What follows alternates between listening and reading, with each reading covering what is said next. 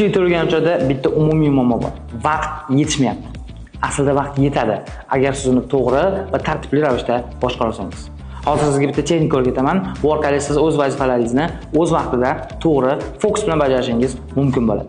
Demak, boshladik. Aytaylik, soat 9 dan 12 gacha 3 soat vaqt davomida past simple hamda present perfect mavzularni takrorlash, shuningdek 20 ta noto'g'ri fe'lni yodlash vazifasi sizda mavjud.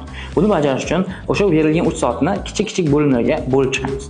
Demak, boshlanishiga ilk 25 daqiqamizda past simple mavzusi, uning formulalari va qoidalarini takrorlash orqali o'tkazamiz. Keyingi 5 daqiqa dam olish va dam olishdan keyin present perfect mavzusini xuddiki past simpleda qanday o'qigan bo'lsak, xuddi shunaqa takrorlab chiqamiz. Undan keyin 5 daqiqa dam olish. Va undan keyingi 25 daqiqada biz bu ikkita zamonning farqlarini yaxshilab o'rganib, o'sha mavzuga asoslangan mashqlarni biz bajaramiz. Undan keyin yana 5 daqiqa dam olamiz. Va undan keyingi 25 daqiqada 10 ta noto'g'ri fe'limizni, boya 20 tadan 10 tasini yodlab va buni shunchaki yodlab emas, balki gaplar tuzish orqali o'rganib. Va 5 daqiqa dam olishdan keyin qolgan 10 ta so'zni yana xuddi shunaqa tartibda o'rganamiz. Va 5 daqiqa dam olib, oxirgi 25 daqiqamizni umumiy mavzularni takrorlash, ikkita zamonning o'rtasidagi farqlar, noto'g'ri fe'llar va barchasini umumiy jarayonni o'rganish orqali darsimizni tugatamiz. Bu texnikaning nomi time blocking deyiladi.